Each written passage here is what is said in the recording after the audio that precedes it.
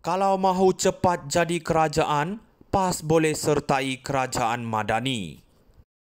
Kenyataan Puat Zakarshi mengenai PAS bersedia bekerjasama dengan mana-mana pihak demi kuasa, terutama DAP, bagaikan satu tamparan tepat kepada muka politik PAS yang selama ini sering menampilkan diri sebagai pejuang Islam yang murni. Kritikan tajam Puat ini mencerminkan kebenaran yang ramai tahu tetapi enggan akui bahawa PAS adalah parti yang pragmatik, sedia berpeluk dengan sesiapa sahaja asalkan matlamat politiknya tercapai. Ini bukan kali pertama dan tentunya bukan kali terakhir PAS dikecam kerana dilihat sanggup mencairkan prinsip demi kuasa. Puat secara sinis mengundang PAS untuk menyertai kerajaan Madani dan ini membuka satu lagi persoalan besar. Adakah PAS benar-benar teguh dalam pendiriannya atau sekadar beralaskan strategi politik untuk terus relevan?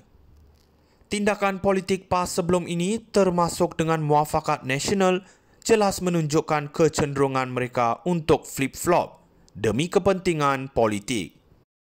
Jika benar PAS bersedia bekerjasama dengan DAP semula, ia akan mencerminkan tahap hipokrasi yang sukar dimaafkan oleh pengundi mereka yang selama ini dimomokkan dengan retorik anti-DAP. Namun, jangan salah faham, ini bukan sekadar soal PAS. Ini tentang politik Malaysia yang terus-menerus dicorak oleh kelicikan taktik kuasa, bukan ideologi atau prinsip. Semua parti utama nampaknya bermain dalam permainan yang sama, memanipulasi keadaan untuk mendapatkan kuasa, walaupun perlu menjilat kembali ludah yang pernah dilontar. UMNO mungkin tidak terluka jika PAS menyertai kerajaan Madani, tetapi pastinya luka moral politik kita semakin dalam. Apabila prinsip boleh dijual beli tanpa sekelumit rasa bersalah. Kalau mahu cepat jadi kerajaan, PAS boleh sertai kerajaan Madani.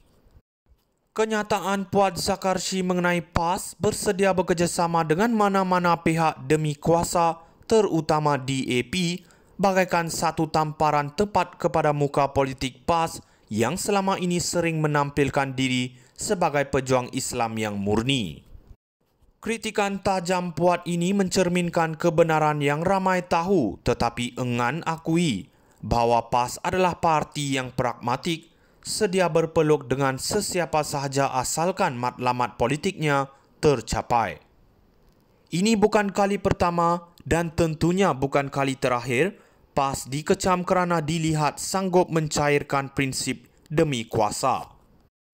Puat secara sinis mengundang PAS untuk menyertai kerajaan Madani dan ini membuka satu lagi persoalan besar. Adakah PAS benar-benar teguh dalam pendiriannya atau sekadar beralaskan strategi politik untuk terus relevan?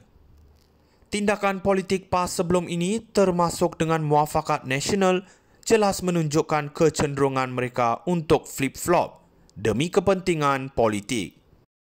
Jika benar PAS bersedia bekerjasama dengan DAP semula, ia akan mencerminkan tahap hipokrasi yang sukar dimaafkan oleh pengundi mereka yang selama ini dimomokkan dengan retorik anti-DAP. Namun, jangan salah faham, ini bukan sekadar soal PAS. Ini tentang politik Malaysia yang terus-menerus dicorak oleh kelicikan taktik kuasa, bukan ideologi atau prinsip. Semua parti utama nampaknya bermain dalam permainan yang sama, memanipulasi keadaan untuk mendapatkan kuasa, walaupun perlu menjilat kembali ludah yang pernah dilontar. UMNO mungkin tidak terluka jika PAS menyertai kerajaan Madani, tetapi pastinya luka moral politik kita semakin dalam. Apabila prinsip boleh dijual beli tanpa sekelumit rasa bersalah. Kalau mahu cepat jadi kerajaan, PAS boleh sertai kerajaan Madani.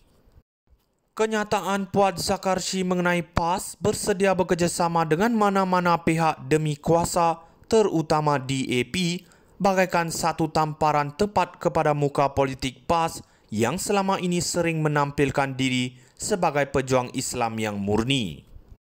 Kritikan tajam Puat ini mencerminkan kebenaran yang ramai tahu tetapi enggan akui bahawa PAS adalah parti yang pragmatik, sedia berpeluk dengan sesiapa sahaja asalkan matlamat politiknya tercapai. Ini bukan kali pertama dan tentunya bukan kali terakhir PAS dikecam kerana dilihat sanggup mencairkan prinsip demi kuasa.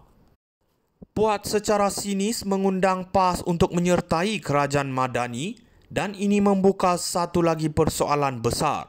Adakah PAS benar-benar teguh dalam pendiriannya atau sekadar beralaskan strategi politik untuk terus relevan? Tindakan politik PAS sebelum ini termasuk dengan Muafakat Nasional jelas menunjukkan kecenderungan mereka untuk flip-flop demi kepentingan politik.